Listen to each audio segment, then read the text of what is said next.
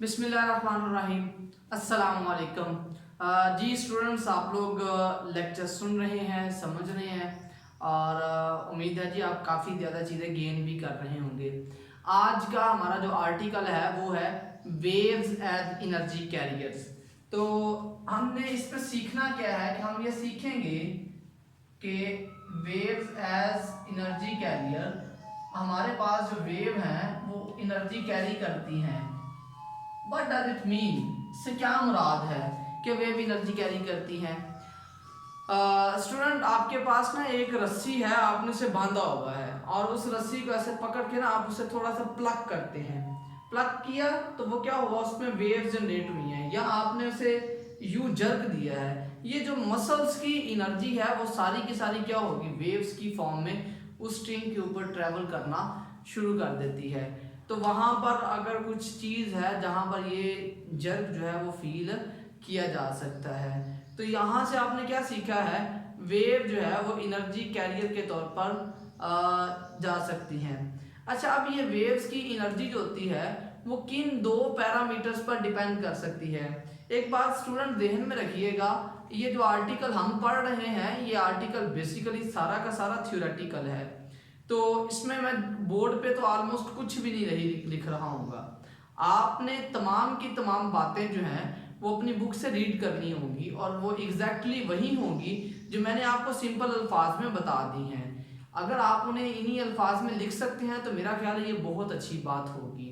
अब ये जो एनर्जी होती है ये डिपेंड करती है दो फैक्टर्स पर। अब ये दो फैक्टर्स आपके पास कौन कौन से हैं जी।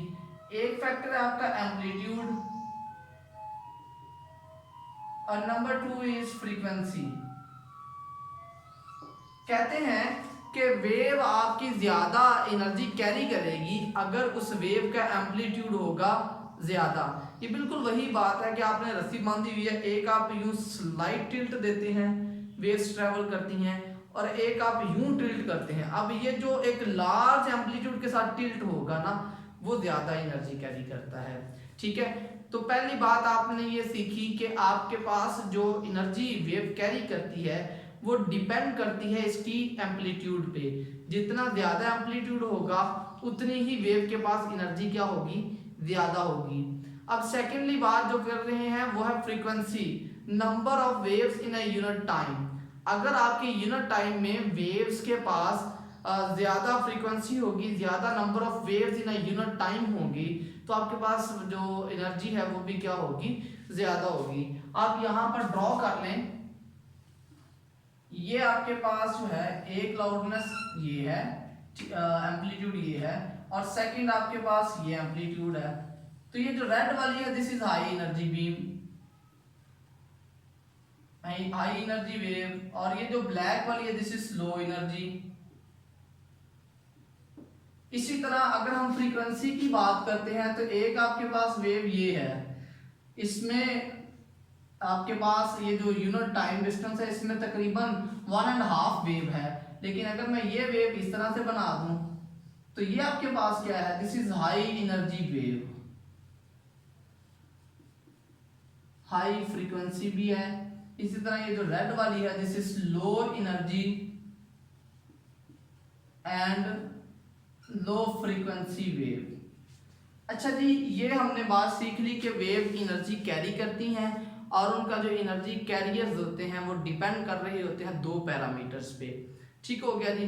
तीसरी बात इसमें ये है, वो ये कहता है कि वेव एनर्जी ट्रांसफर करती हैं लेकिन ट्रांसफर मैटर ट्रांसफर नहीं करती। उसके लिए एक छोटी सी एक्सपेरिमेंट कर रहा है, एक छोटी सी एग्जांपल ले रहा है।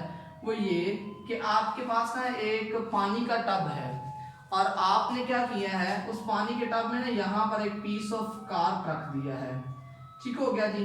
कहता है कि आप यहाँ से ना पेन की जो टिप है वो इसके अंदर डिप करें।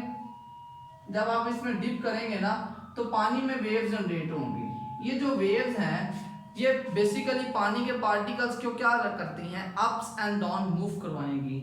इनके अप्स एंड डाउन मूव करने से ये जो कार्क है ये आगे की तरफ मूव करेगा।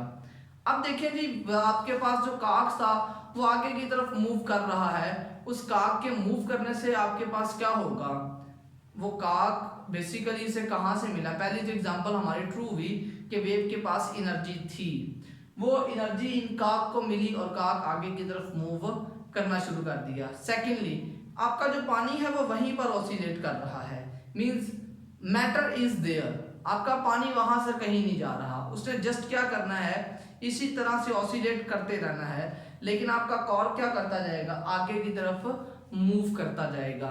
तो यहां से हमने ये बात सीखी कि जो आपका वेव्स होती हैं they transfer energy and they transfer energy without transferring matter. तो हमने इसमें अब ये भी सीख लिया। और तीसरी बात जो हम इसमें सीख रहे हैं that is derive wave equation. Derive wave equation या prove that v is equal to the F lambda. हमने वेव की इक्वेशन प्रूव करनी है, ड्राइव करनी है, या आपने ये करना है। कहता क्या है जी, कहता है ये आपके पास एक वेव है, ठीक है, ये वेव जो है ना अपना एक वेवलेंथ मुकम्मल करती है, ये उसका एक डिस्टेंस ट्रेवल करती है d, ठीक है।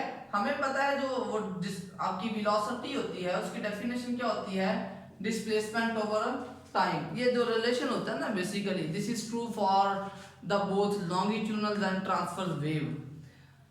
कहता क्या है जी, आपकी जो स्पीड है या वेलोसिटी है वो डिस्टेंस ओवर टाइम या डिस्प्लेसमेंट ओवर टाइम के बराबर होती है।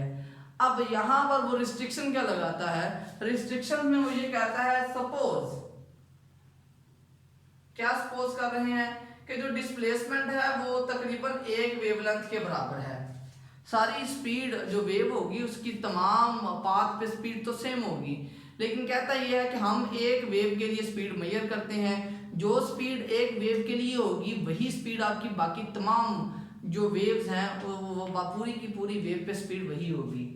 अगर आपका डिस्प्लेसमेंट एक वेवलेंथ के बराबर है तो आपका जो टाइम होगा वो टाइम पीरियड के बराबर आ जाएगा।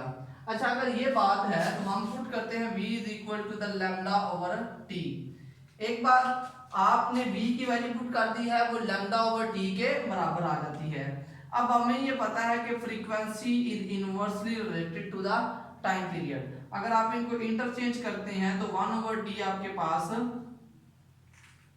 1 ओवर t जो है वो सिंपली किसके बराबर आ गई, f के बराबर आ गई है।